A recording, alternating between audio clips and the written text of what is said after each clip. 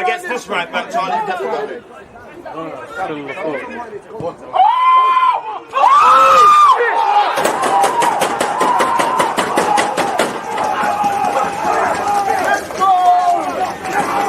People deluded, I'm back again. Come on, Ian, man. Come on.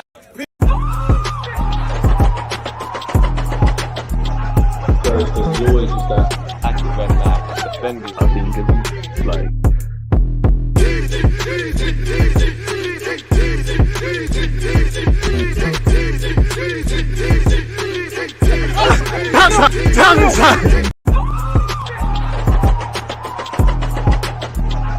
Because you always use that active when defending. I think it's like.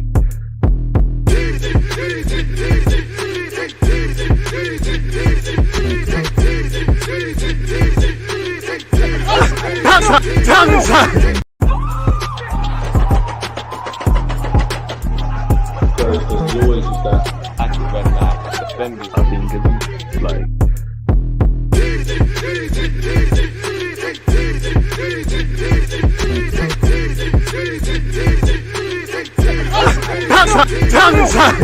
People deluded, I'm back again. Come on, Ian, man. Come on. People deluded, I'm back again. Come on, Ian. Another day, same grind. People deluded, I'm back again. First things first, good morning, good evening, good afternoon, and in some cases, good night. I hope you're doing well and safe. I hope you're well and blessed. Appreciative to you lot locked in via Twitch or YouTube. Means the world, people, as the journey to 50,000. We're flirting with it, man. Last time I checked last night, I think it was 49.672 or something like that. We're flirting with it. Slow and steady wins the race, people. Any talking points, get them in. Any opinions, get them in. You lot make the platform, as I keep saying. Obviously, we're going to go over what's in the papers and things like that. But yeah, man, it is what it is, man. I appreciate that, Josh. It really does never get old. Apologies, folks, as you know. Hope everyone's had a standard morning. But where transfer news is concerned, it's a bit dire still, or any sort of Arsenal related news, really. Let's spin the block one more time as well. Get that in there, obviously. Mudruk stocks are going up. He made a mistake against Celtic and then obviously started doing a madness again. Quality player, and it looks like the price has gone up even more on individuals like such, people. So it is what it is in that regards. So yeah, man. Seems like a slow news day nonetheless, but we keep grinding, man. Let me make sure we ain't missed nothing on the Athletic as well. Oh, YouTube telling me my video is now suitable for ads. Great stuff, that ain't it, mate? What the hell's going on with the Athletic? Obviously, shout out to everyone who was where we watched Dortmund versus City. We did a watch along yesterday. Quite the game, innit? Cancelo, what outside the foot pass that was for that? I don't even know. Let's just describe it as acrobatics from Haaland. John Stones, fullback union. He was playing right back. He had no right to shoot from there. Jude Bellingham scored and enhanced his reputation. It's been a good week where the young players are concerned. Jude Bellingham, Musiala, Gavi didn't really do a madness against Bayern, but Gavi FC, Pedri. The only thing he didn't do well was score, innit, really and truly. So, yeah, it is what it is. Well, there is some decent articles here, really. See what's going on here. Haaland's been compared to Johan Cruyff. Big praise. And his City career's just got started. And I like the way Haaland speaks, man. He speaks bossy as well, man. Because in the build up to the Chelsea, up to the City Dortmund game, Dortmund players were talking about they know how to contain him, and he was like, they ain't contained me, I've scored. I love that. Football's a very robotic sport, man. To stay up to date with DJ when he goes live, follow him on Twitter. I will be live again at 3:45 as well. That will only be on Twitch. I think we might as well just watch whatever we can. I know it's not football related, but Deji bit hard in his last fight as he's now fighting Mayweather. Boy, money. Shakhtar president thinks Mudruk is the third best winger in the world behind Mbappe and Vinicius Jr. don't quite believe him, but he's hardly harming his reputation by playing well every game that comes. Couple millions are getting thrown onto his price tag with every game he plays. Obviously, Shakhtar want to sell to the highest bidder, in it. Brentford, Arsenal, Everton. We all tried last January/last summer. It didn't bang. They've got an appreciating asset, and they want to. The Juventus apparently interested. They'll sell to the highest bidder, which typically is one of the top 5 leagues, and specifically the Premier League. You look at the spending and the money that the Premier League earns in comparison to all over, it will end up being that. I know he's flirted with joining Arsenal and all of these things, but he'll go to the highest bidder. And in a day and age where potential's the buzzword, and he does look like the golden boy of Ukrainian football, you hope Zinchenko can put a word in, but it's looking like 50, 60 odd million quid, really and truly. And, again, you face the prospect of buying him before he's had this breakout season, buying him right now where while he's playing well, there's no confirmation. Even people that have become Ukrainian football experts and Shakhtar, the next experts overnight, can't tell you about the weaknesses, but you take a chance on him before. Obviously, he keeps proving what he could do. And, I would love for Mudruk to happen. He said we'll see in the winter market, but probably dream chasing. Again, I can't expect, obviously Arsenal need a winger. We was down to put 55 million for Rafinha, 50 odd for Neto. These things did not work out. So you could, in theory, there must be money. But surely if you're going to sign anyone, it's going to be in central midfield. If we just look at the recent links with Arsenal, Telemans, that's probably 15 to 25 million with a Jan discount. Douglas Luiz the same. The dream would be to buy them both. That's 50 million. And let's just say Mudruk is 60, whether you believe it or not. 110 million isn't the biggest mountain of spending, but I can't see Arsenal spending 110 odd million in January, really. As you know, January is a techie time, to do business, because nobody really wants to sell, nobody really wants to buy. It's a case of injuries, loss of form. Other players want to revisit their situation and things like that. So we'll have to see, man. But Mudruk could hardly do what every game. He's just going to get more expensive, really and truly. But yeah, man, versus Celtic, he made a poor mistake, but he got going again, man. And I think he's got 2 goals, 2 assists in 2 games in the Champions League. I think I've got it in front of me actually before I start lying to you lot. Yeah, 2 assists, 2 goals, 2 chances created in 2 shots. Again, while I like Mudruk and stuff, what is his weaknesses? I can't tell you because I'm not watching Ukrainian football. I can't tell you 10 games. From what I've seen, he looks like a talented player. From obviously versus Celtic, you go back and watch the game against Madrid. Who did they play before Celtic? He looks decent. He's a strong ball carrier, can play in a couple of roles, resale value. He looks lit. But again, no one can rise up his weaknesses. Until people can throw up weaknesses, they don't really know Donny then. But yeah, man, obviously the Shakhtar guy is gonna say that he's third behind whatever. They just want to sell to the highest bidder, and can you blame them? Arsenal should be doing the same if it was possible, man. Haaland is a cyborg. His finishing is on a different level at the moment. Must be the firm favourite to be the Premier League top scorer this season, bro. Haaland's a madness. For me, it's actually not the goals that impress me with Haaland. It's his mentality, and it's for me. When you see City break, and sometimes Haaland looks like he's not really on it, but once he gets going, you can't stop him. I mean, the guy is amazing, isn't it? Again, he's in the right place to learn. He's done it well. He stayed at, was it Salzburg for a minute, got some experience, went Dortmund, got some experience, going City, to go with a bit hypocritical, but to go with the experience learned at previous clubs. Anyone that signs for City under Pep Guardiola, you're relearning everything you thought you knew about football, or what got you to be a professional footballer at this point. So if you could learn from Pep Guardiola and things, it is what it is. I don't think he's going to be at City for his whole life. He might be there long enough to achieve greater things than he probably will do. But, he looks destined one day to be playing in Spain, whether that's for Barca or Madrid.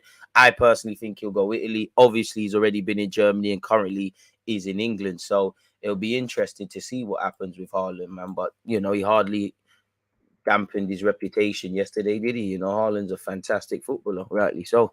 I reckon Haaland can get at least 25 in the league. Bro, he could do a madness. You've got Kevin De Bruyne, Bernardo Silva, Gundogan, Cancelo based on the assist yesterday. You've got so much service behind you being provided. It's a striker's dream. And I personally think due to Haaland, Kevin De Bruyne, if he really wants it, you've never had a better time to, take Henry's record. And, Arsenal fans, you never want to see any Arsenal players' records broken. But, it's been there for over 20 years. And if anyone's going to do it, quality player like Haaland, you'll take that, wouldn't you? Really? Let's be honest, we all saw this coming. Silly question: has he ever had a bad injury in his career? I don't know, man. We'd have to look through his injury sort of stuff. Has Tony done enough to get a call up for England? I think so. You know, he started in great form. Obviously, he's probably relishing playing Arsenal on Sunday, where we kick off at 12 p.m. on Sunday UK time. I'll be live from 11 a.m. So yeah, man, it'll be interesting. Haaland in this City team is inevitable, man. Let's just hope he has an off day against Arsenal, man. Man said that assist should belong on Pornhub, pure filthy, man. And the wickedest thing, you know, with Haaland obviously scoring that finish is people. No one's playing down Cancelo's assist, but it's kind of getting downplayed, and everyone's forgetting. You know, fullbacks are the most important fullback union and that, and everyone's forgetting. John Stones scored a flipping fantastic goal in a nice way to Haaland. You're not really shocked by Haaland doing that, really and truly. You know, Haaland's Haaland. He does amazing things to a degree. I'm not necessarily shocked when amazing players do amazing things, but John Stones had no right shooting, and he was technically playing right back, so he's fullback union. We need this Mudruk, you saying Stones or Company. Boy, who knows, man? I think Stones' one was a banger, but the context around when Company did it was brazy. Absolutely brazy. Do you think Haaland and Mbappe could match or beat the records achieved by Messi and Ronaldo? That man got more records than I could count. Probably maybe goal scoring, but they're already behind, innit? Obviously, Messi was doing this thing before. Like, them man's age is there. Messi already accomplished quite a lot in it, but I think they could be decent. And I'm keen to see the stars of tomorrow in it. Obviously, Haaland and Mbappe. For me, Ansu Fati, you've got Musiala, you've got Pedri, you've got Gavi. You know, obviously Jude Bellingham's lit, Foden's lit. There's probably a couple of other players. He's older than them, but I think people really downplay Vinicius and Rodrigo are there. I think people downplay Vinicius Jr. I think in a couple of years, you might see that Victor Org guy, 17-year-old playing in Brazil, he done a watch along with, what we did a video for. And obviously, he's 16 or so. And I don't like to hype players, but that Endrick guy of Palmeiras, I think he's the truth. I cannot lie to you lot, people. I really think there's something about him. I think he's going to do this thing, if that makes sense. Shout out to you lot on Twitch and YouTube, nonetheless, people. Twitch gang, not many of you, but it is what it is. Spurs have a 50% sell-on clause in Marcus Edwards' contract. Rightly so. Without Vinicius, Real don't win the Champions League last year because he scored, but I don't know, man. As an Everton fan, Stones should not be taken lightly. You should check out Gavi. Rate me, please. I've just been waxing lyrical about Gavi. For extra streams and videos, Twitch gang, follow me on YouTube. Vinicius is good, but Rodrigo has a higher ceiling. I don't know, man. As a Brazil fan, I'm happy to see both because I think Vinicius could go up the levels. I think Rodrigo could go up several levels. It could be lit. Valverde's a baller, man. You know, obviously, primarily your job is going to be winning the ball back and things, but I think his technical level is slept on. He scored some fantastic finishes. He scored the other day in the Champions League, yesterday actually, for Real Madrid. I think people underestimate his final ball, like his weight of pass. He does this lovely whipped under hit daisy cutter pass, and he set up Vinicius Jr. for a couple. He's done it against Betis for Vinicius, and I weren't in the final because I think Mudruk set him up, but definitely in the latter stages of last year's Champions League, he did something as well. So yeah, the stars of tomorrow look mad still, and there'll be, you know, give it a month or so or a year or so, there'll be others. Really, Vinicius is cold. What's your thoughts on Jesus missing out on the Brazil call-up? Obviously, you know, you want all your players to get called up, but you know, Arteta's spoken about giving Gabriel Jesus, a rest. I'm all for that, really and truly. I think Gabriel Jesus doesn't have to worry about getting called up to the Brazil squad, where Martinelli, potentially Gabriel, and I feel like I'm missing someone else out. It might be a bit gazy for them, man. Really. I think October is going to be make or break for Arsenal. Pretty tough fixtures. Games are coming thick and fast, really. We're going to have to get on with it, really. Going to have no choice but to get on with it. When you look at Arsenal's October, it's on Arsenal.com just because it looks a bit prettier. What is our fixtures? Matches, fixtures. Boy, it's a brazy period now, man. If I just share my screen with you lot, you know, it's a mad time. Is what it is. Brentford away cannot be taken lightly. You saw what they did to United. You saw what they did to us last year. Ivan Toney's informed they're playing quite well. They never say never. 12th man settings and all of that, people. So Brentford away is not easy, but we do need to win that and take some insurance going into the North London derby on October the 1st, really. That could go either way. I want revenge. Who knows? pardon me, glint. We're gonna have to do our job really again, keep the momentum flowing and all of that. I mean, our next 3 games: Brentford away, Tottenham Hotspur at home, and Liverpool at home. Obviously, Liverpool don't look like the Liverpool they used to, but Arsenal tax they probably will in that game. We're gonna need to stand up to be counted. Then we play Glint in the reverse fixture. Leeds away is not easy as well, not easy. Then obviously, you know, again, you got to remember fitness levels, injuries, all of these things, and you've got PSV to end the month. I'm lying to you lot because we lost last season. We've got Southampton away. Bloody hell, mate. Like, this is a mad month, isn't it? Bloody hell. 1, 2, 3, 4, 5, 6, 7, 8. 8 games in October. Boy. Hopefully everybody's fit. Southampton away, I want revenge. Brentford away, I want revenge. PSV, they're managed at this moment in time by Ruud van Nistelrooy. I want to win that. I want to be undefeated in the group stages. I even forgot about Nottingham Forest. Forgive me, Nottingham Forest. We got Nottingham Forest at home. We need to be winning that game. It's a tough period, but I'm not being funny. We knew this. And obviously October, getting into November, it starts to get techie. As you know, there's a World Cup. There's starting to become a backlog of fixtures. We don't know how the World Cup is going to affect the players playing, let alone the 20-odd players of all clubs that are left behind. But, you know, if Arteta and Edu have to learn anything from these last few years, it's that expect the unexpected. When Arteta came in, there was COVID, there was mad injuries, there was wage cuts, players termination of contracts. The last 18 months, 2 years in the Premier League for every team. Obviously, there's 5 subs now as well. If anything hasn't highlighted the need for a squad, the need for specific squad depth, the need to not, no matter how good a player is, to rely on players. As great as Haaland is, City are not necessarily going to rely on him more than the obvious. They've got other players who can fill in. There might be a reality where one day Haaland's on the bench and it's false 9 seconds from Pep. You've got young Julian Alvarez. The games are coming thick and fast. And this is why you heard me say from August, even though he's winning, I'm just focused on the end of the year. The league is a marathon. I don't get too excited when we win or go through winning bits of form beyond the obvious. And likewise when we're going negative. All I care about is getting out that December period, realistically talking about top 4. And it's crazy, you know. October is one thing. We need to deal with September / October. What's in front of us? Smash the like button, people. November, you got Chelsea away, your first Premier League game. Respectfully, Zurich, we should be winning that. Wolves away. Again, away games. Any game in the Premier League, you can't just look at it and say we should be winning. But we need to stand up to be counted. Wolves away to end the month. December, again, World Cup to come. There's only 2 games. There's a short break. You've got West Ham at home. You've got Brighton away. So in the next couple of months, Brighton, Brentford, Southampton away, all games we chopped L's with in last year. You need to do better. You failed the Man United test. You know, yeah, Man United could have the bragging rights, but specific for us, I saw too many naiveties. And they were there in the games, even when we've won in August. You know, there's still, don't get twisted, there's a lot to be positive about. But I don't feel people need to force being negative or force being positive. We've got a good foundation. We need to keep going. So the games are coming thick and fast. Whether the squad is strong enough to deal with that, I don't know. And like I said, I'm just focused on December, which obviously is the 31st, with Brighton away from home, people. Obviously, a lot of these fixtures are probably subject to fixture changes and things like that, people, if not already. Then obviously start looking at January. We'll stop at January, people, but January is not easy. You've got Newcastle, you've got Spurs away. So we're playing Spurs in quick succession. Look at the games. Man United at home, Spurs away, Newcastle at home. You're not going to win everything, but this is why you need to stand up to be counted, really and truly. This is why it's never been more important to have squad depth, if I'm completely honest with you.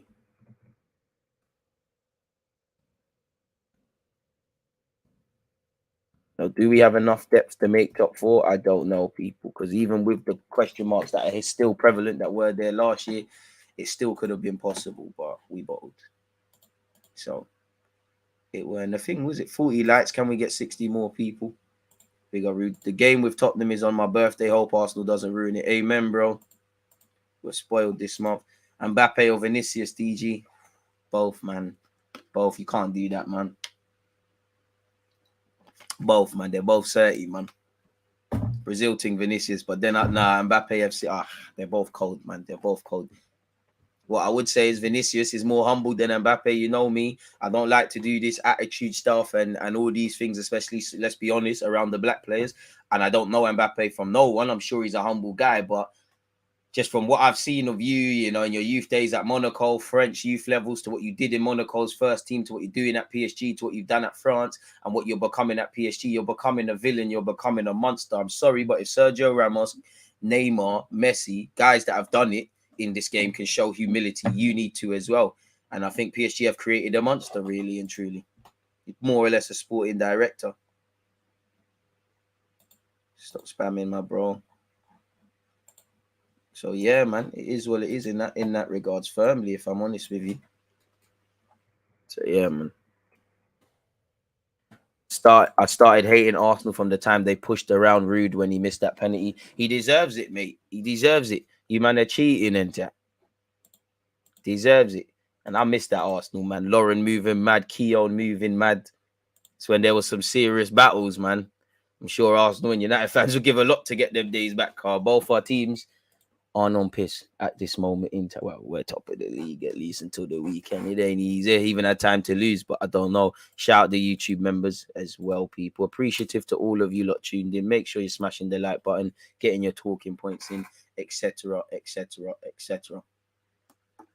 It wouldn't be a YouTube video if I wasn't being told that I'm again always telling me my title is violating YouTube terms. Like, what have I said? There's no mad nothing in the title, like, of this video. But you know what? A quicker way around it. Whenever I put my at in this, seems to allow it. So let's hope it does exactly that. Make sure you've turned your notifications on, people, as well. We on Mudruk watch again. Haaland is killing it. He's just a different animal. If you had to choose between Mudruk and Edwards, who do you think we should go for? Well, Mudruk, of course. He looks better than Edwards. You know, I like Edwards, but at 23 years of age, I don't, you know, I don't think any of them are 100% confirmed, but he's got better numbers than you. He seems like he has more layers to his game. Just seems a better player. I like Marcus Edwards, 23 years of age, North London lad.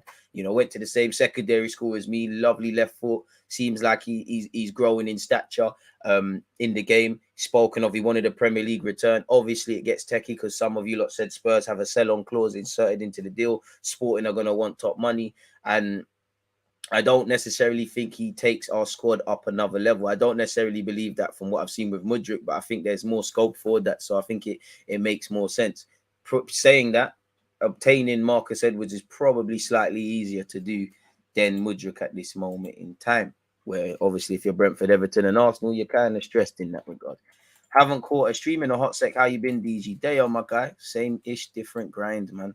Is what it is in that regards. With that being said, let's see what's going on in the papers and reports and all of these sort of things, people. Latest news.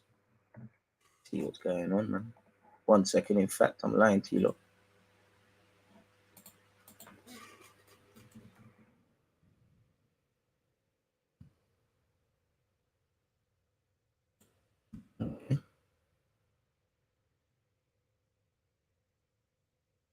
Come on, YouTube, mate. What? This is one thing I prefer about Twitch. That is one thing I prefer about Twitch. I'll be 100% honest.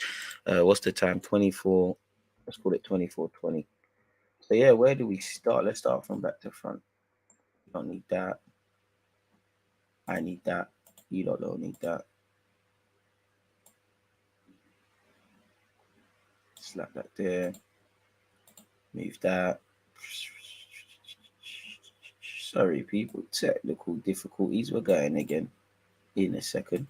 Don't watch nothing. Any talking points, get them in, people. So yeah, it is what it is in that regards, man.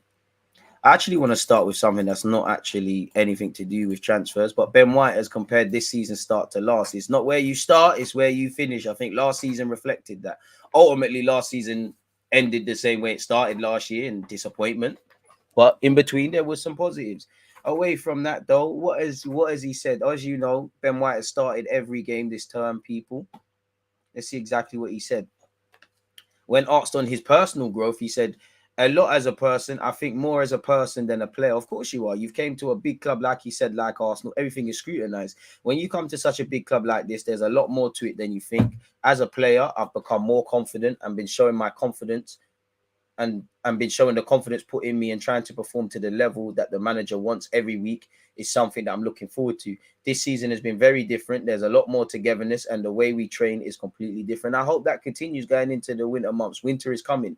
What we do off the pitch, the attitude and the spirit that we're all together is completely different. For me personally, it was a tough ride when I first joined. I played in the Brentford game and didn't have a good game. I was getting battered by every person in the media, and it's rubbish to hear. This is why you should turn it off. You're the best thing ever when Arsenal played well. You're the worst player in the world. All that really matters, the fans' opinions matter, but all that matters is the fellow players that you're with, the technical staff, and Mikel Arteta. You lot are in this together, you know. You shouldn't listen to the praise when it's all going too well. You shouldn't listen to all the negativity. Just keep the level-headedness, you know. I know sometimes you don't want to hear it, but sometimes there is truth in it, and just keep going.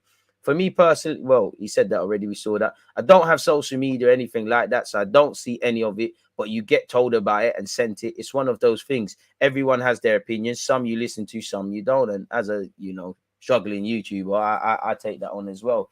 Him bringing me here showed the belief that he had in me. And that's how Ben White's got to look at it. Rightly or wrongly, a club spent 50 million Great British pounds on you. Whether you're good or not, flop or not, someone thinks you're decent. Me personally, whether Arteta's right or wrong, I'm listening to Arteta and the people that signed the checks. I'm not really listening to Gary Neville and Jamie Carragher and them sort of man there. They're paid to chat shit. And you see Gary Neville. He's the Gary Neville, especially, is the Piers Morgan of football. He's a self-fulfilling vacuum. You can see all this talk around the All-Star League and things like that. Do you bloody know the platform you work for? And you talk about owners mashing up things. What did you do when you went and took over Salford?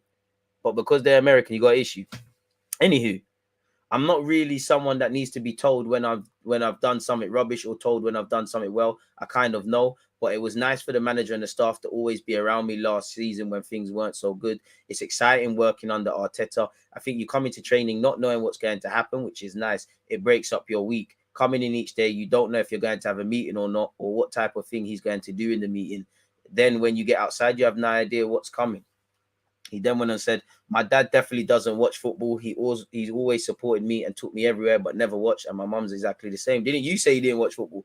They've always been there to support. They're not those kind of mums and dads that would tell me what I've been doing wrong or anything like that. There's no clue. I remember coming off the training pitch and asking my mum how I'd done. She would always say I was good.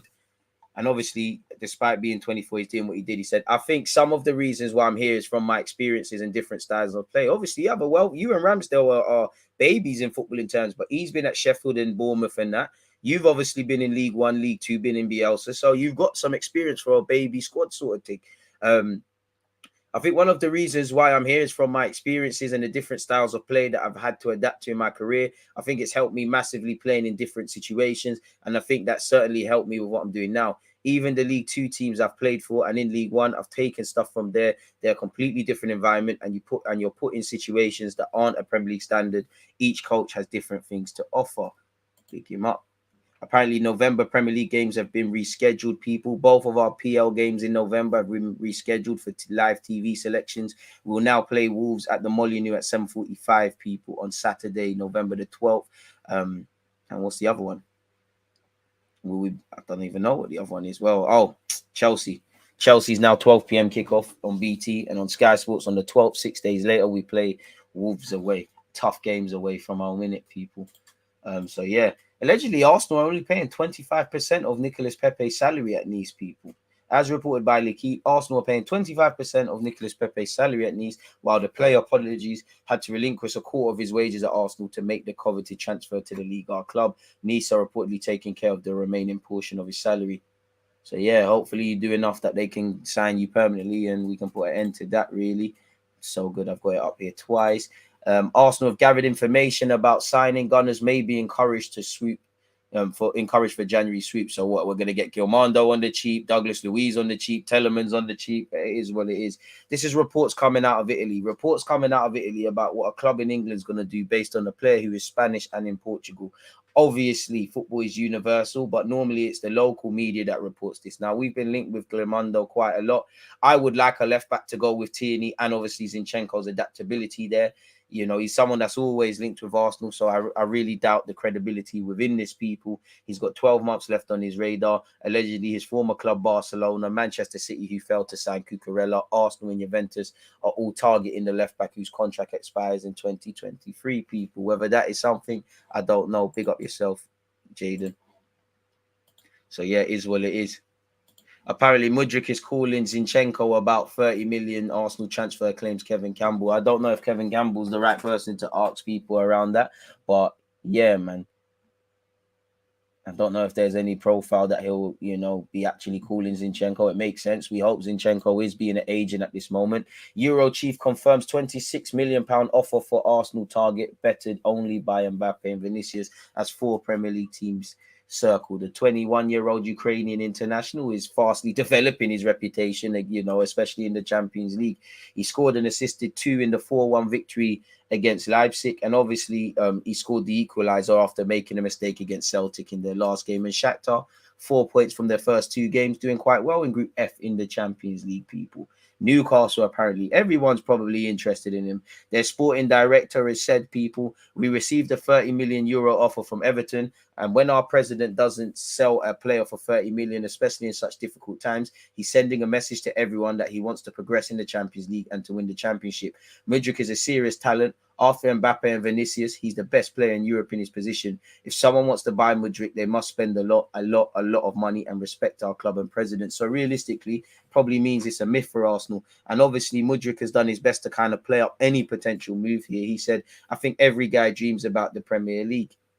When pushed about joining teams, he said clubs in particular like to play for Real Madrid or Arsenal. Yes, it's hard to say, but Arsenal is a very good team, very good coach. I like the way they play. And then he went on to say, yes, from my side, I can't say no, but a transfer is not only my decision and my word. As you said, he can want to join Arsenal. We could want him. You need to agree of terms and conditions with the people that obviously matter at the club. So, yeah, Fabrizio has said there's a new potential star around. If you look at Mudruk did tonight, you'll understand why Shakhtar refused 35 million euro bids last week. Quality, pace, goals, assists. He's considered a top talent. So that's why Shakhtar wanted 50 million euros. And to be fair, I'm not the right guy to ask what he looks like. Based on what I've seen, he looks like it's time to get it done. In the Champions League, in the 2 games he's played, he has made a mistake against Celtic. He isn't the finished article, but he's created 2 chances. He has 2 shots. He has 2 assists, 2 goals, and 2 shots in his first 2 games. So we'll have to see if he can maintain this. So yeah, it is what it is, people. You want him, you have to spend a lot. Let's see what Talking Highbury has to say. Charlie Patton has worked his way back from injury, and he came on in the 3-0 defeat to Rotherham for Blackpool. Brooke Norton-Coffey came off in the dying embers with an injury. We hope that's nothing too serious, people. Doesn't look like there's anything really here, if we're honest. What's this done saying? This is normally a good little account. Not really, just still talking about that. Let's see what Mark Bryan says had to say. Nothing really. Marcus Edwards has said, of course, I want Premier League return. He wants to return one day, but he's fully focused on sporting. What specifically has he said, people? It feels great. I think we deserved it. We showed we can play. I wouldn't say extra special, but it was a special feeling to play against Spurs. It was good to see people I know, players and coaching staff. I stayed the same. Focus was the same. It's a proper family environment here, and I couldn't be happier. It's home, so of course I want to come back there to the Premier League one day. I just focus on what I'm doing here for now. So yeah, man. Larissa said he's more mature now, but has the same quality we could see a few years ago when he trained with the first team. He has the perfect profile to play in that type of team and the type of league. But obviously, if he continues in the same way, he'll have a bright future. And he probably is on England's radar. I don't think he'll get called up anytime soon. I wouldn't quite say it was a sparkling performance, but yeah, he's doing quite well. Marcus is a very talented player. He's one of the best players for playing between the lines. He took a little while to adapt to the Portuguese lifestyle, but he has so much talent, he can get much better. He can even get into the England national team. He has to focus more on training and all that around it. Football is not just about matches, it's everything in between. I trust him a lot. I know he can grow a lot. He has a long way to go, but I think we did excellent business in signing him. And yeah, they probably shouldn't have sold him, really. The 23-year-old hardly is going to do anything wrong in enhancing his reputation. He completed 5 dribbles in the first half, 2 more than anyone else managing the entire game, people. And, there's a fantastic one where he just had a faint shot with his right foot. Apparently, Arsenal joined by Newcastle in Telemann's transfer race as Eddie Howe plots 17 million January transfer bid. As you know, the Belgium international has 12 months to run on his deal. It's been heavily linked with Arsenal. Newcastle are linked. Hopefully, we can make a move in that regards, people. You know, Calcedo, who's linked with Liverpool, Man United, and rather faintly Arsenal, has talked up a Chelsea move and a return to play under, better yet, a reunion to play under Graham Potter. Nobody would turn down Chelsea, he said. He said, right now, I'm very focused on Brighton and the World Cup. Ecuador might not be in it, mate. I want to have a great World Cup. Then we'll see what happens. I think they're one of the best teams in the world. No one would turn down an offer from Chelsea or any other club like that. It'd be a dream to be in the best teams in the world and succeed there. Fair enough. You haven't said anything wrong there. So fair enough, man. It made me very sad now that he left for Chelsea because he helped me a lot and I wanted to continue having him as manager, but that's football. You never know. Today you could be here, tomorrow somewhere else. That's the job of a footballer and the coach. He didn't lie there. So yeah, Calcedo, your reputation is going to keep enhancing, people. Just see what's being said here. Go.com, is it refreshing? Oh, I think I've done that already. Arsenal wanted Abraham in 2021. Arsenal had Abraham on their shortlist in the summer of 2021, but Roma were quicker and won the race. I think we knew that already. But Cambu's going to join Olympiacos. Bayern Munich tried to sign both Gavi and Pedri, didn't bang. Another player could be joining Olympiacos in James Rodriguez. Mbappe, obviously, everyone's going to look at him. Apparently, Conte might not renew with Tottenham, obviously, as links to Juventus continue. Obviously, as Allegri's bottling it, I think they've won only one of their last 8 games, people. Once again, Shakhtar turned down the latest offer of 30 million euros from someone. Saka is very close to signing a new Arsenal deal. This article now says Calcedo is tempted by Man United. You know, if there was any proposal, I would have thought about it a lot, but I'm very happy here at Brighton, doing very well, already adapted to the team. Allegri don't fear the sack. So yeah, there isn't too much there on goal.com. Asensio's been linked with Arsenal and he threw a little touchline outburst the game before last, people. Ancelotti said, yes, Asensio is angry and I agree with him. It's normal. It means he wants to play, to feel important. In this period, he has been the most effective player in the squad and I take that into account. I totally agree with his anger. Nothing happens. And he's been linked with Arsenal, United, Liverpool and the rest of them, people. As you know, our game was rearranged, but that was yesterday's news. England squad announcement. I mean, expect to see Saka there. Be a shame if you don't see Sancho as well. Maybe Rashford, but I think Rashford's picked up a little knock. And you'd imagine my man Jude Bellingham is a formality that he'll be there. What is the Scum newspaper saying in relation to Arsenal? Smash the like button if you haven't done such already, folks. Appreciative of that in advance. Arsenal are setting their sights on having, well, we already know that. We know Arsenal don't have depth. Yeah, not the best of news. Spin the block again. Don't worry, people. I know I'm airing you lot, but I'm gonna get there in a sec. Yeah, man. Don't seem like there's anything really and truly, if I'm completely honest. But yeah, I think that marks an end to anything that's anything close to any popular headline at the moment regarding Arsenal. What are you lot saying in the comments, people? Should have brought in this summer if we wanted him. Love for the super chat as well. The better he plays, his price tag goes up and competition from bigger clubs coming in. Not surprised at all that Arsenal has competition for Telemans with Newcastle. Should have signed him in the summer window, but we are banking that Telemans will be here in the January window. I'm more banking on Douglas Luiz, really. Who cares? January is ages away. Anything can happen. Grass is green. Sort of comment there. Newcastle trying to do Bruno Guimaraes 2.0. Never heard of this Mudruk lad till we've been linked. Is the hype real and can his qualities translate into the Premier League? You never know. As I said, I can't tell you his weaknesses. I'm very much doubt all these people that have become Ukrainian football experts can. But from what I've seen, he looks decent. We could hardly do a lot worse. If Arsenal really have wanted him, we've really been scouting him as long as reports say, then it is what it is. Wait, we are linked to Edwards because of a little dribble against Spurs. He didn't even score. We need ballers, not man with potential. I hear that. Only fuel White. Do you think Ben White at right back is something Arteta will commit to long term? I mean, it's an option. You know, if you can do it, why not? John Stones, when he was at Barnsley and for a bit at Everton before he played centre half, was playing right back, and he's still done it at City. He can play right back. Why not? You give yourself different options. And for Ben White, regardless of how good Gabriel or Saliba are doing or aren't, you can guarantee more minutes, really. So why not, man? Let's see what we do with Marquinhos. Neto's still number one choice, in my opinion. True, but January's probably a myth where Neto is concerned, really. Again, nobody wants to sell players. Nobody really wants to buy players. So it can be a techie period to do business, really. Unless you've got contracts running down where you hope, where Douglas Luiz, Telemans, you know, and anyone else is concerned, things can be done. Whether it can be done is completely different, though. So I hope so, but who knows, really and truly? Who genuinely knows, folks? So yeah, it is what it is in that regards. We need some serious depth in Jan. 1 or 2 key players injured again, and we come crashing down at the end of last season, end of the season, better yet. Trying to read 2 comments at once. Makes sense, man. It makes sense. I can't disagree with anything you're saying. I mean, we know that. They must have known that. So I don't know, man.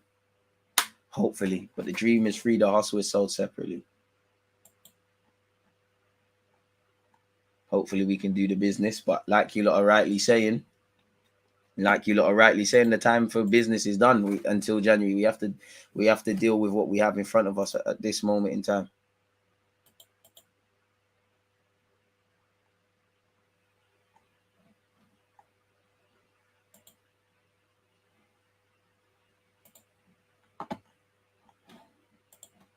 So yeah, you're all right, man. Don't forget Reece Nelson. He's forgotten himself. I mean, you've got Reece Nelson, Marquinhos. They got from now till January.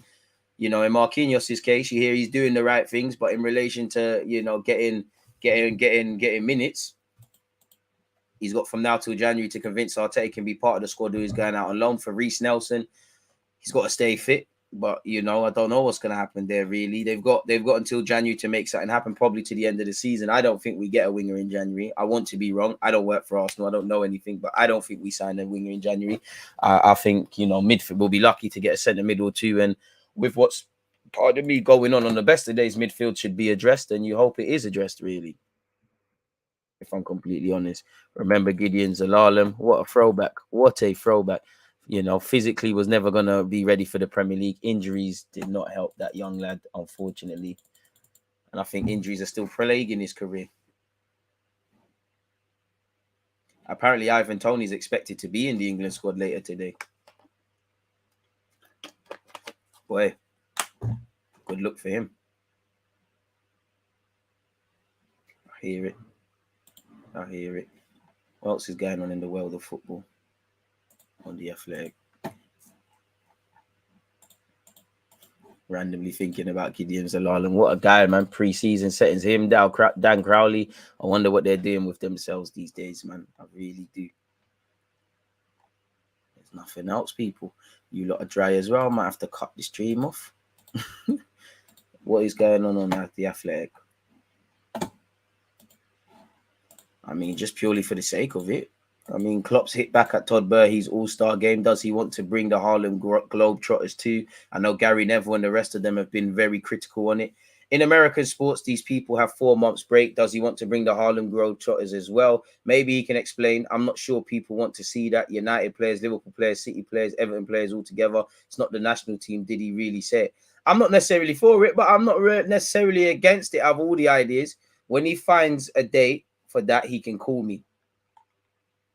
And then this is obviously with Burhey's comments that he said, why don't we do a tournament with the bottom 4 sports teams? Why isn't there an all-star game? I can't lie, Todd Burhey, you've been an owner of a Premier League club 2 seconds. I would say, even though you're not necessarily wrong in your ideas, calm down, settle yourself a bit, pay homage a bit. People are already talking about more money for the pyramid. In the MLB All-Star game this year, we made $200 million on a Monday and Tuesday. Every club owner, Premier League gaffers, Premier League owners, TV rights, they're all for this, people. Make no mistake. Gary Neville's capping. He works for Sky Sports. They will lap this up. I don't think it'll happen anytime soon. So we're thinking, could we do a North versus South All-Star game for the Premier League for whatever the pyramid needed quite easily? You know it wouldn't get filtered down to the lower levels, but it is what it is in that regards. Apparently Guardiola likens Haaland to Cruyff. He said, it's nice. Erling emulated Johan Cruyff. He is elastic. He's flexible. After he has the ability to make the contact and put it in the net, Erling is similar with that. Big praise, man. Big praise. Big praise. Not quite sure what's going on there. Apparently, Christoph Freud has refused to rule out becoming Chelsea sporting director. He's currently Red Bull Salzburg sporting director. And it looks like exciting times, really and truly, for Chelsea. Because it looks like they're going to do the City Group thing, where they're going to have a bunch of clubs owned by them and things like that. Haaland is Ibra 2.0. I very much doubt that. Respectfully to Ibra, he's probably going to be, probably is better than him. Homage hype, let's get. I'm all for it. I'm not against the All-Star game. I'm for it though. But how's it going to work? When's it going to be introduced? Is this going to be in conjunction already with pointless friendlies, fixture calendar list? What's the rules around players? If I'm a manager and a player gets injured, there's issues. But I don't think the owners, anyone cares about this. We are going to get into a world where there is going to be a Super League. We are going to get into a world where there is something like that. And probably the next step of this would be All-Stars North versus South. Then it will turn into Premier League versus La Liga or some ish like that. It is what it is. Just because of the money, I don't think anyone will say no to it, if I'm completely honest with you. Let's see what Gary Neville said on it as well. Or just anyone, really. Everybody does fear, what they don't understand, sort of thing. Everybody does fear in life, new things. I'm not for it, but if it happens, I'm not against it. US investment into English football is a clear present danger. I don't think so necessarily. I don't think it's a nationality thing. Obviously, Americans are going to own football clubs, which they have done, and they're going to come with their American spin on things, really and truly. We're already in that scenario. I don't know. Are they saying that about English clubs when we're bringing NFL? Gary Neville don't care. Gary Neville's like Piers Morgan. He just wants to be seen saying the right things, man. This guy doesn't give a shit. You've shown it with your own employers that you work for. You showed your ass during when they were trying to charge us 14 quid. You've shown it with what you've done at the own club you've bought. You're just chatting, man.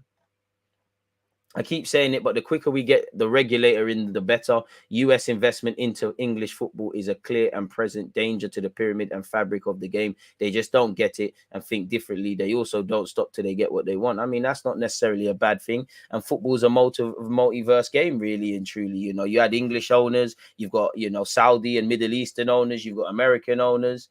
Why not? Football's already gone down the shit, or you don't care. We're already a bag of pointless friendlies. There's already a massed up fixture schedule list. It's already gone down the toilet. Like Super League and this thing is a natural step. As I said to my bro yesterday, bro, there's gonna be a time North London Derby is gonna be played in Egypt or something like that. We're getting to that. US investment into English football is a clear and present danger to the pyramid and fabric of the game. I'm pretty sure they said that about Roman Abramovich, really. And if Roman Abramovich didn't do what he did, in many ways, you don't get what City, you don't get what City have done and other people. If Wenger doesn't come in as a manager, you don't get Pep, Klopp, Tuchel, and the rest of them and anyone else, really. Just sounds like foreigners coming to steal our job, sort of thing. And just because the Glazers are on Fugazi things and slightly the Kroenkes who are getting better, doesn't mean Todd Burhey's on that, really. If I'm honest with you. Arsenal are owned by Stan Kroenke. Liverpool are owned by another American. I think Arsene Wenger said there's about 23 American owners across the top 5 leagues. Really. And as you said, there's varying degrees of success there, really and truly. It all depends how you look at it. But I wouldn't say it's an American thing. But obviously, that's what they want to do. I don't know what's wrong with that, really, out of all the things. DG, click on that on rating. Where? Hey. This guy made Arthur Gomez. You made a name for yourself, savaging them. The misery of Tottenham and the joy of Thierry Henry, Carragher said, while a replay of Gomez's goal played on screen. Step over, nutmeg, see you later, Hugo. Nutmeg, see you later, 2-0, bye. Boy. But we've got Conte, right? Conte. I'm not for it, but I'm not against it. But it all depends how they implement it, man. The All-Star game is not a bad idea. Big bench, 7 changes. North versus South All-Stars, not really my thing, but All-Stars will come if money talks. And only way we could see All-Stars maybe during the pre-season or week before the Prem. If I'm a manager and someone gets injured, then I'm like, whoa, what's all of this? So again, that's where I think it might not be feasible, because how do you play it? Stop the Mudruk hype. Let the guy just play and develop. We contribute massively to price inflation. No hype, no big money. I very much doubt, KG, that fans on YouTube, when it's being screened across, the Champions League is screened across millions, and you've got people on BT. I very much doubt fans are hyping it. But I hear you, and that's what I mean when I say people.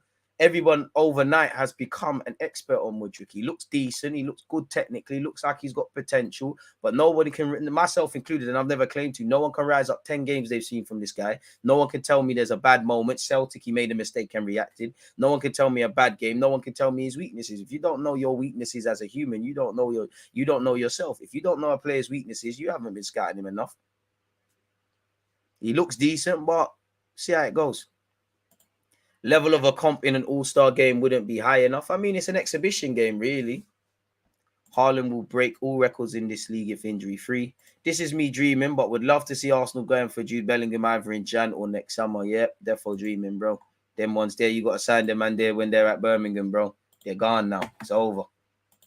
You never know in this life, but it's gone, bro. You know, the only clubs that will, you know, Jude Bellingham, for the money he's going to go for, there's only going to be an exclusive club of teams. You know, Liverpool, based on it, looks like they're going to go big for a midfielder.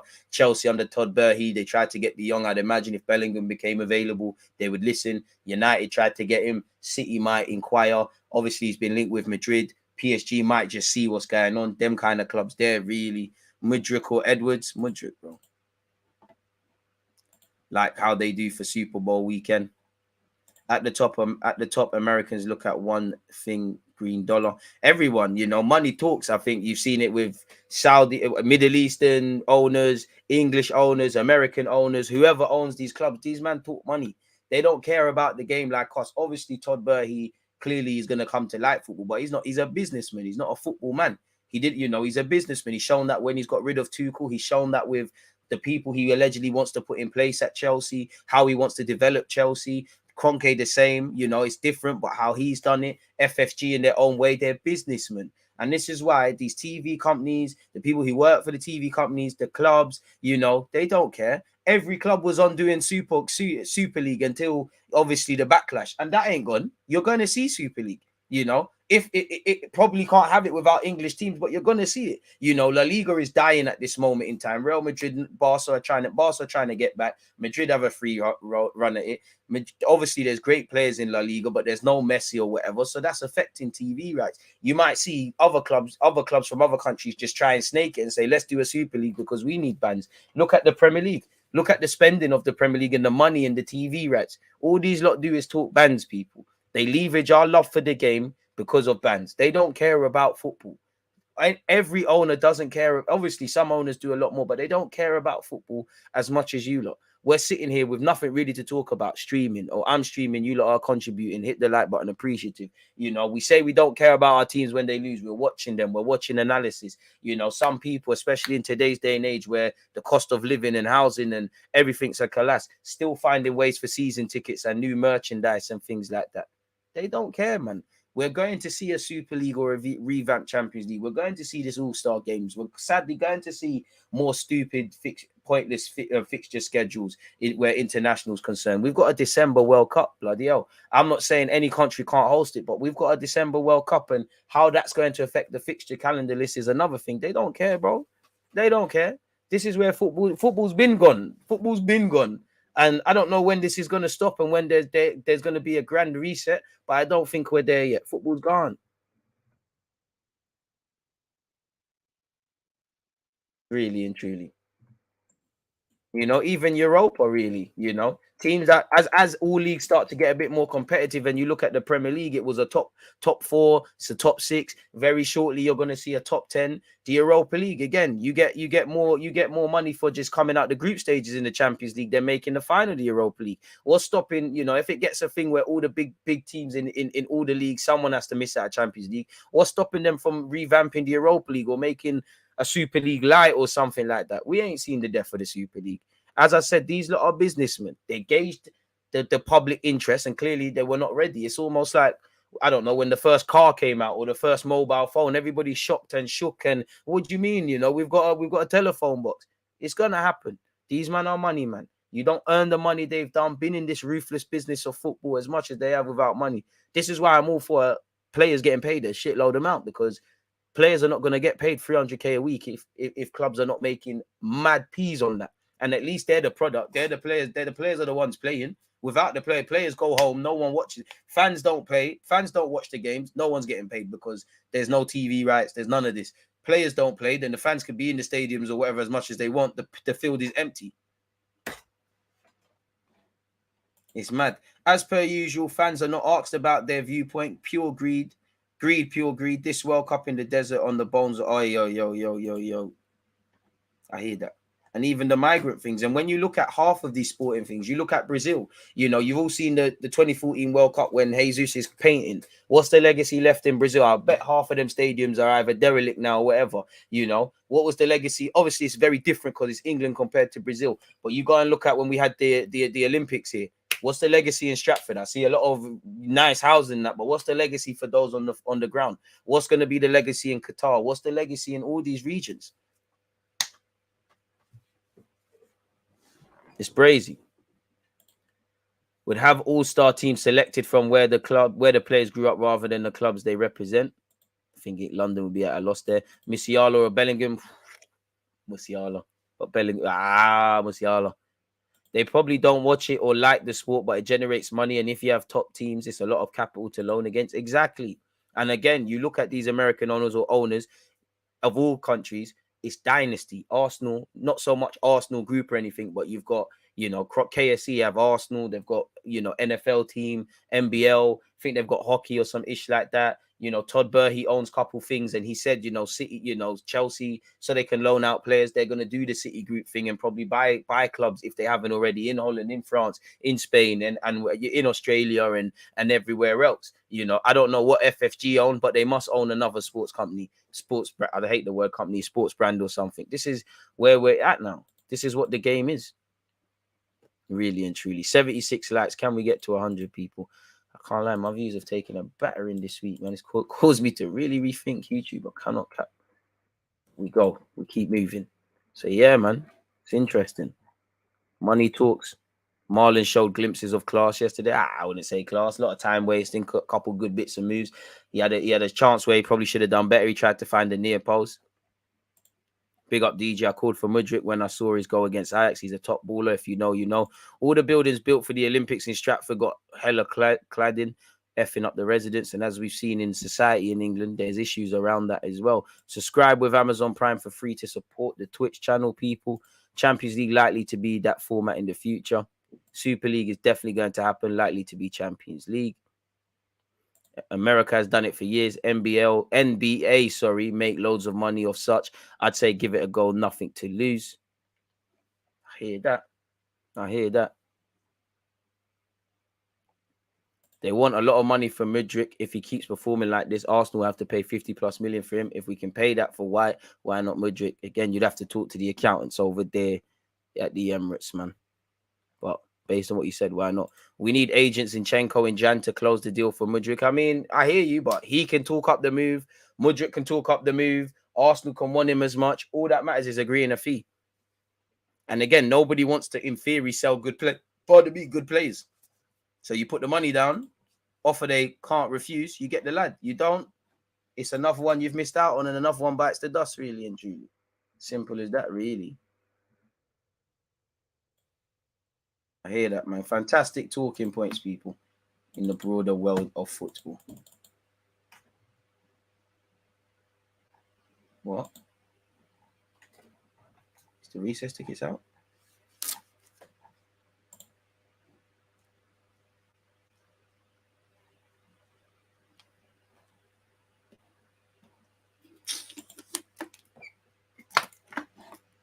But yeah.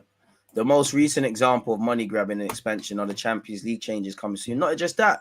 Forgive me if I'm wrong. It might even be this World Cup. Isn't the World Cup getting expanded? I'm so sure the Club World Championship is getting expanded. The tournament you win if you enter if you win the Champions League. I'm sure I saw something that's moving into a group stage format where you don't necessarily have to win it.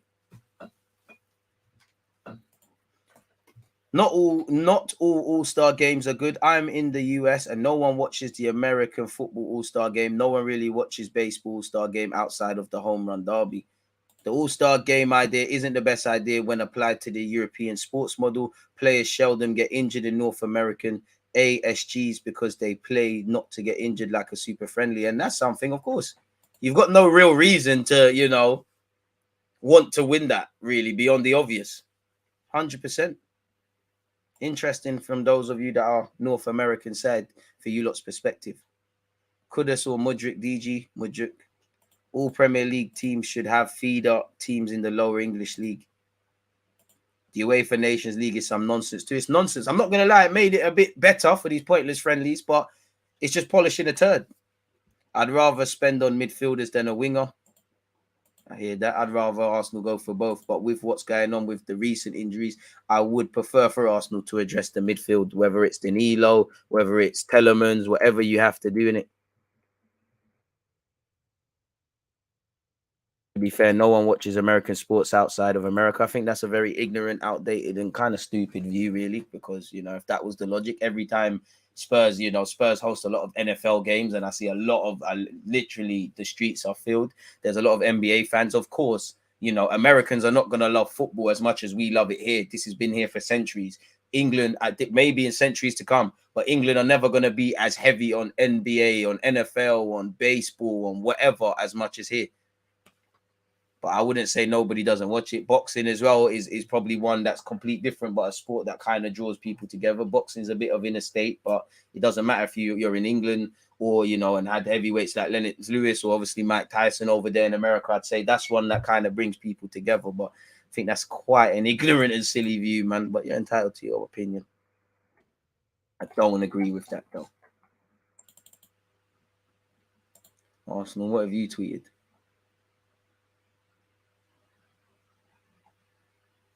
Arsenal versus Brighton live. When is that?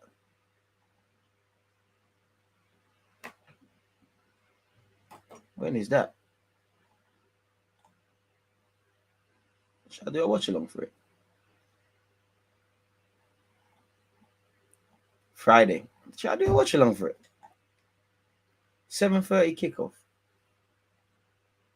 Should I do a WSL Arsenal versus Brighton watch along, people? You need to all do our bit for the women's game a bit more. That could be an angle still. Maybe.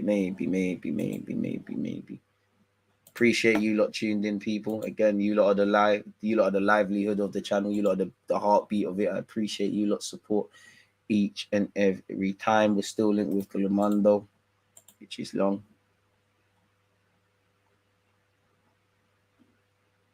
Crazy. Where's that report gone? It's annoying, ain't it? It's very annoying. 85 likes, people, 15 more, and we've done our job, man. What's going on here? Let's see what this article is saying. Big up you lot. Let's see what this article is saying. Arsenal news and transfer live. Yuri Telemans offer Smith Rowe problem. Moses Caicedo verdict. Vieira on Xhaka. He said, Xhaka at Arsenal, I think he's a team player. I think he's someone you may not notice, you may not mention a lot, but he's doing really hard work for the team. I know how good he is, and he'll come through this difficult period because he's a strong man. He's a good player, and he'll show how good he is. When was that brought out? Arsenal sent transfer warning. Apparently, Liverpool have been told to consider signing Arsenal transfer targets Yuri Telemans and Douglas Luiz. Apparently, that's what Johnson has said. As you know, apparently Newcastle have joined the race for Telemans. Moses Caicedo has talked up the Chelsea move. Apparently Smith Rowe is unhappy. Of course he should be unhappy. He's not able to stay fit. And when he is fit, you're not in the 11. I don't want people happy to be on the bench. We've got a couple of players that are happy to be here. Thierry Henry has spoken on Todd Burhi, I think. See what he said. To see what Uncle Thierry has said. Arsenal can complete free transfers. Who, mate? Jesus is still, despite missing out on the games against Ghana and Tunisia, he's still back to make the squad, people, for the World Cup with Brazil. So let's hope that's the case. Henry aims dig at Todd Burhi and mid-Premier League All-Star idea. Burhi said, ultimately, I hope the Premier League takes a little bit of a lesson from American sports and really starts to figure out why we don't do a tournament with the bottom 4 teams. Why isn't there an All-Star game? Henry went on to say, did he say they can learn a lesson? What is that supposed to mean? What are you trying to teach? I prefer that word, an example. What are you trying to teach us? I don't like them because this is Europe and it doesn't work like that. A team goes up and down. An all-star game for what? No. Maybe the public will like it, but you asked me and it's a no. The comment about De Bruyne or Salah, just learn your own lessons and come back and teach us something. And that's true. He said that Salah and De Bruyne came out of the academy. Danilo's still raw. I'd move for Douglas Luiz in Jan. I'd get both, man. I want two midfielders. Danilo, again, he looks a lot better than when we watched him against Chelsea in the World Club Cup. He looks fairly tenacious, looks a decent ball progressor, looks a decent ball carrier. Still looks raw with his positioning, raw with his consistency. But that's what you expect of someone in their early 20s, really, you know. And you just hope that if he does sign for Arsenal, obviously, you can tailor your strengths, but it's about your weaknesses and molding them. I like him, but I don't think you can pin all your hopes on that young developing talent to just do a madness for us. We need to try out Burhe's 4-3-3 formation. That's the lesson he's teaching us. To stay up to date with DJ when he goes live, follow him on Twitter. Appreciate that. So yeah, man.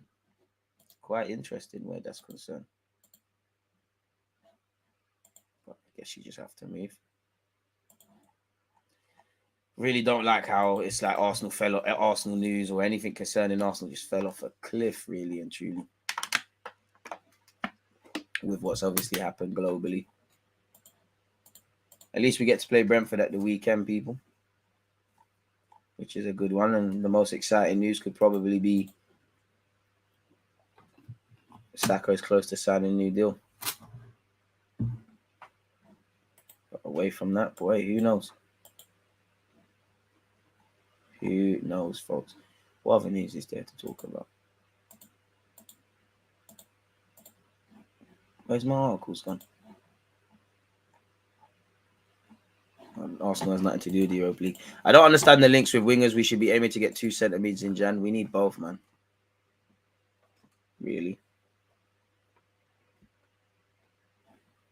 Really, really and truly. Let's see if there's any other Arsenal related news, really.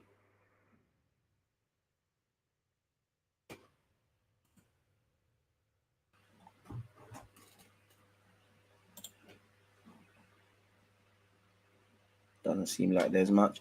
Don't have an informed opinion on him, my guy, to really comment. Ain't he Italian or something? You're going to have to ask someone else, man. Really don't have a clue, but I could do my research.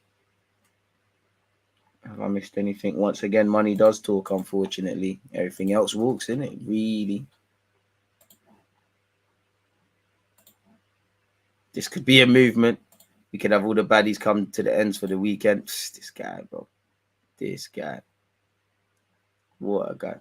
Please, no more potential. Look at City, Chelsea, and even Spurs are signing established players, not in the making players. We do need a couple more ready-made replacements, ready-made players, but this is the territory we're in, really. You know, I do agree with you in principle. And you look at Arsenal, it's the experienced players that have more question marks. But everybody says don't move for them. The minute they get some clout, is what it is. And this is the project we're doing. For me, again, I don't think Mudruk happens because we're not going to put the bread down. A bit like Pedro Neto, Rafinha. Obviously, he was on going Chelsea or Barcelona, but the money, it follows Vlahovic. It follows all of these things, really. When we're linked with these guys, you either pay the money or keep it moving. Do you prefer AC or Inter? Historically, Inter at the moment, AC. We need to get a higher level second keeper. Worried we could get nailed on this, boy. Appreciate you, Josh. Could be. I'll give Matt Turner a chance, but he does look a bit shaky, if I'm honest with you. I hope he's not. Hope we're proven wrong, but yeah, he does look a bit banduli, man. He does look decent with his distribution, but it doesn't matter how much the modern day advances, you still need to be able to catch a football. I think it's time to turn your intro music into a music video soundtrack with some lyrics about football. Boost your thing, DJ. I'm not a rapper, man. I'm not a rapper. But if there is rappers out there, then do that. But I'm not a rapper, man. You've lost it. That young German centre-back of Southampton's been called into the first team, German first team for the first time. He's been doing quite well since he's been signed. Big him up. Big him up. In South Africa, we have this pre-season game between the two biggest clubs where fans choose to start in 11 and vote for subs. Not quite all-star, but it'd be lit to see that in Europe. That's a myth. Man, them talking ish about the all-star game, but everyone knows it will bang differently. Amen. And I mean, to be fair, if the game's going down the toilet, but might as well, innit? Like, I'm not necessarily for it. I'm not against it. If it happens out of all the things, I'm not against it that much, man.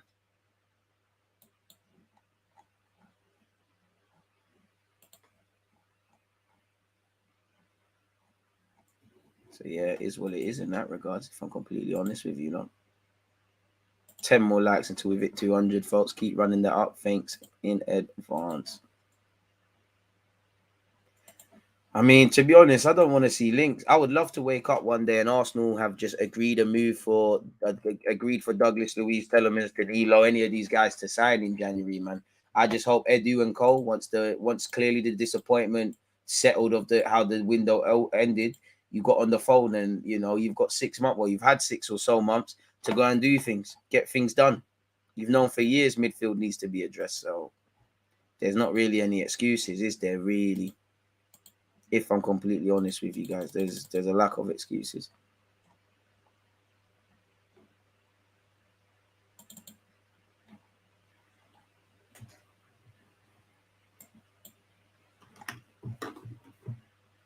Apparently, off topic, Ancelotti and Ferguson are the only 2 managers to have won 100 games in Champions League history. Heritage.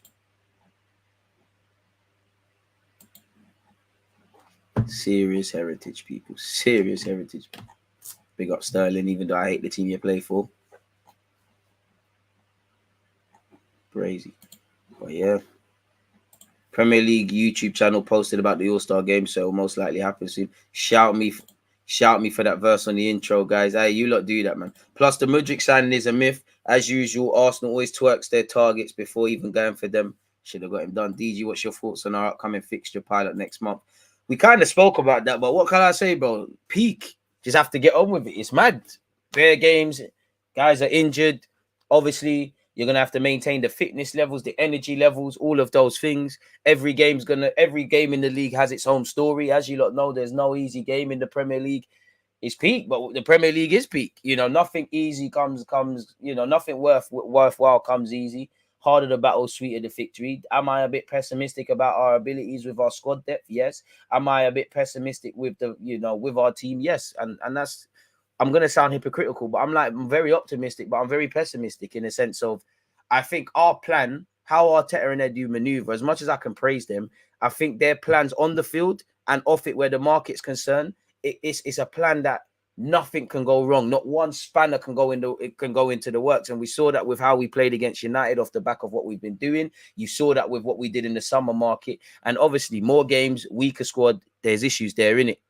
Other teams might have just got started to try and get Douglas Luiz a bit earlier. Might have got Telemans over the line a bit earlier.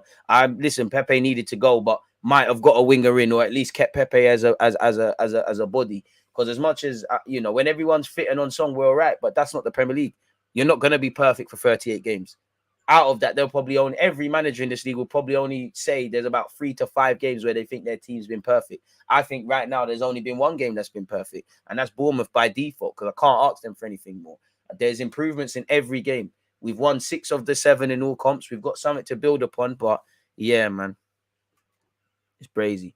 Do you think that Klopp's intensity is too much for their team to keep up? No, I just think for Klopp and for FFG, they haven't been replenishing the side well enough. They haven't introduced enough depth. They've just been riding off the back of the fact that Liverpool and City have been the 2 best teams in the league. Everybody's fit and stuff. As soon as a player leaves, there's injuries, certain players lose form. That could be said for everyone. They look shaky. They're nowhere near City, and that's largely their competitors. They're nowhere near Man City at all. Don't forget to like and subscribe. It could be. Unpopular opinion, I would send Sambi on loan in January, go for Yuri and Douglas. Sambi returns when Mo leaves.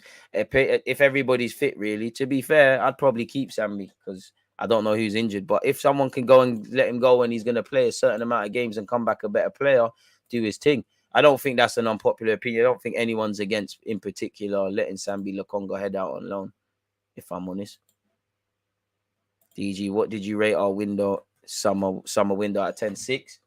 I think Jesus, 25 out of 10. Zinchenko, solid signing. Keen to see what Fabio Vieira brings to the table. But ultimately, we didn't get a winger in and we didn't address midfield. And it was almost, you almost kind of led to believe that it would almost be a foregone conclusion. I really wanted a centre mid in anyways. I really wanted one when we went off the pre-season. You could see Zinchenko and Jesus and everyone's integrated on and off the field very quickly. But yeah, man. Of course it's going to skyrocket, man. Of course, it's going to skyrocket. I'd say a 6. You know, so close, but so far. We always do 1-2 good things and then leave the rest. And I just feel when it comes to Arsenal and with Arsenal fans, we always find ourselves having this debate. When Partey signed, do we sign an 8 or a 6? Where you need both. Right now, winger, well, before the injuries in midfield, winger, centre mid, winger. Some people rightly so are going to say winger. Some people are going to say centre mid. Where the honest truth is probably both, really.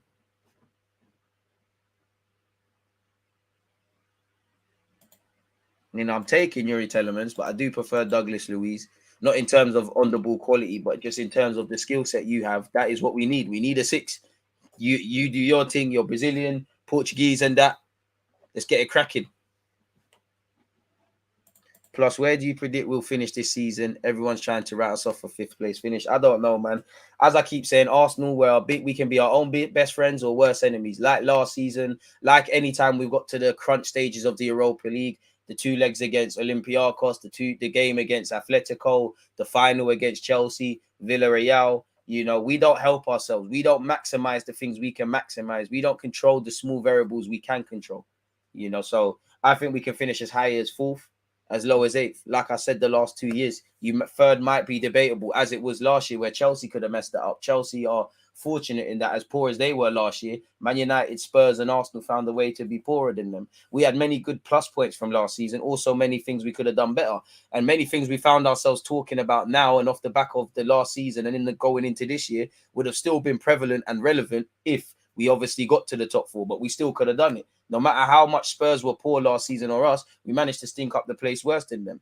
We managed to be a bit better than United. You know, top 4/3 is the battle of the inconsistent. All 4 of these teams that I've mentioned, 3-4 teams, they all show inconsistency. That's why man are not fighting for 1st and 2nd. That's why you're fighting for 3rd and 4th. There's better months than others, really. That's what it is at the moment. 4th is a battle of the inconsistent. Right now, again, you can't draw conclusions yet. We ain't even seen 10 Premier League games. City, by their own standards, are making games tougher than it needs to be, but City are a mile above everyone else. Top 4 is open season, essentially. You know, United, they were written off. They've put some winning runs together. Look at what's said. Tottenham, I don't think their football's sustainable, but Conte finds a way to get them over the line. Arsenal, I just said, we can be our own best friends or worst enemies. So it's open season.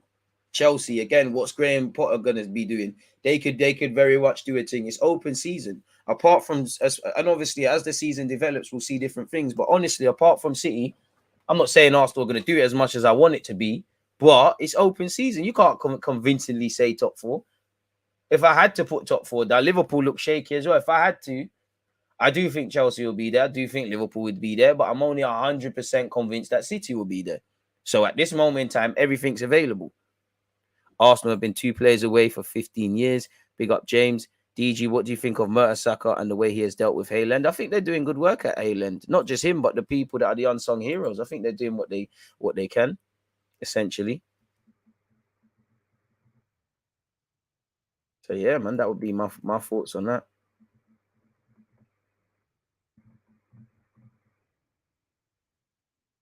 For is open season. See, by their own standards, are not playing that good. No one is 100% playing well. If anything, I think Fulham, for their expectations, are performing really well. But City, at their worst, are better than everyone in it, and they can get better, and they still look, even that, they look a class above everybody else.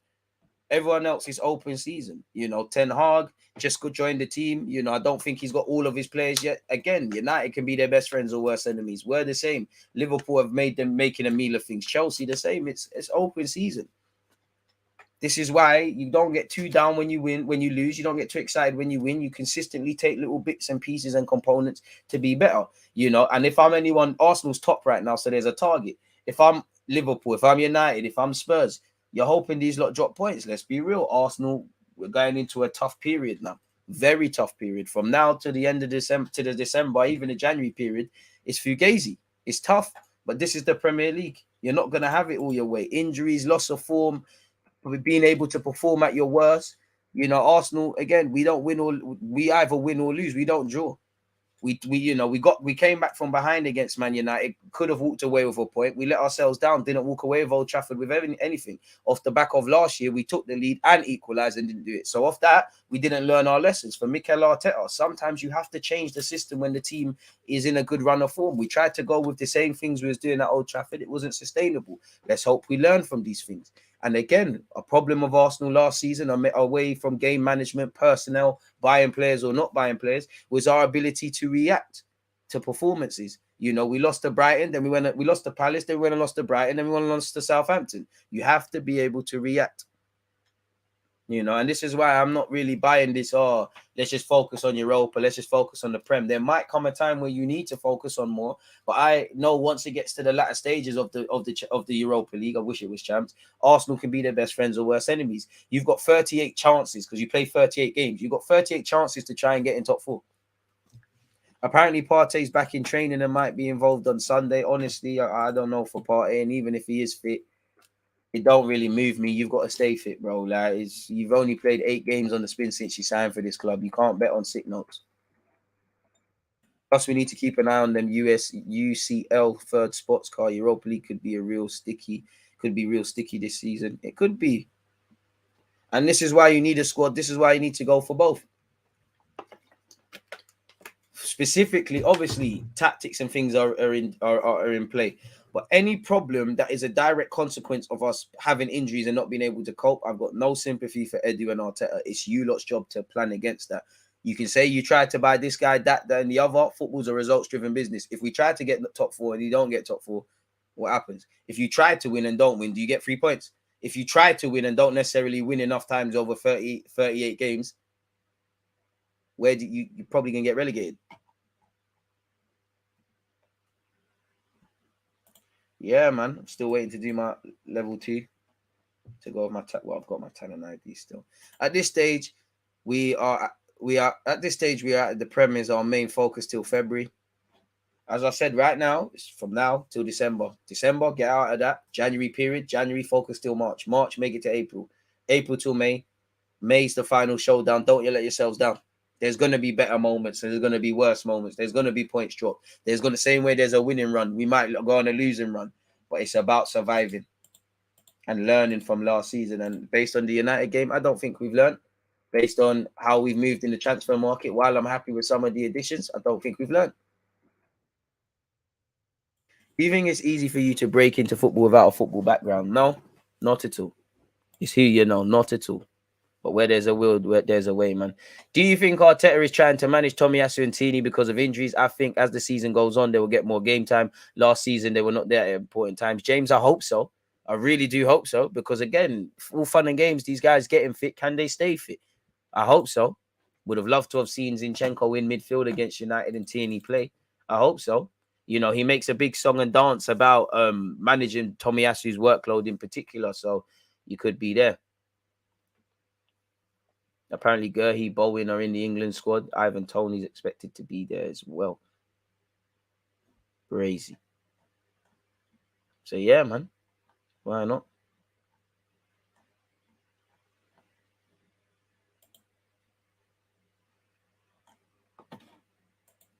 Check out the schedule to know when DG will next be live. I think I'm live on Twitch at 3:45. We're just going to watch stuff on YouTube. Why not, man? And talk for you. 103 likes. Thank you very much for doing that. If you have already, people, appreciative of such.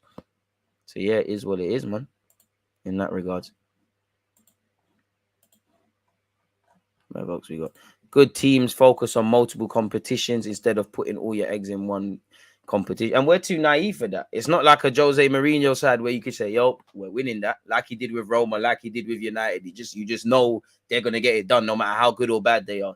We're not 100% convinced in how we're going to play across the duration of the Premier League. So the best is to give yourself the best scenario of having a squad and being able to compete in both. There will come a time where you might have to focus on one versus the other. But for now, all you can do is just win games, keep building momentum, keep working and see where you place at the end of the season or see where we are at the end of this year, really. So it is what it is in that regards, folks. Really. In my opinion, anyways. Let's have one last look Arsenal related stuff. No Arsenal related stuff there. Obviously, we spoke on these transfer newses and things like that. With that being said, we've been here for just shy of 90 minutes, people. Appreciative to all of you lot that have been tuned in. I'll put the timestamps in the videos. Check out the rest of the vids. Make sure you're following on Twitch. Make sure you're hitting the like button. Every like button boosts the engagement level, people. Obviously, where we're concerned, the journey to 50,000 is still alive and kicking. It's slowed down a bit on that, and on the journey to 10,000 on Twitch, but we're still trying, man. Appreciative to have you lot tuned in on the best of days, much like today. Obviously, any news that emerges, you'll see content. Again, 11:30 live streams. I'm live at 3:45 on Twitch. With that being said, I hope you lot are having a progressive week and doing your thing. I'm going to love and leave you lot, people. I think I'm on Rance's stream at, it's probably 1:30 with Matisse. So, yeah, you go and hit up that if you can. And obviously, I'm going to download that video that we do and cut up some clips of interesting talking points that are relevant for my channel. So, yeah, on that note, you lot stay blessed, stay safe. I'm out. There's always just that active red flag defenders. I think it's like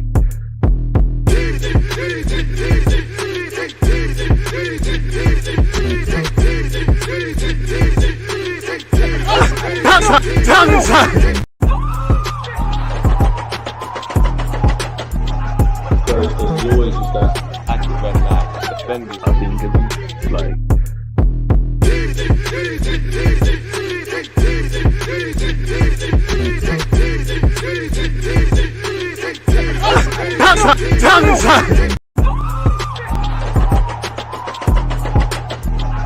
there's always just that active red flag defenders. I think it's like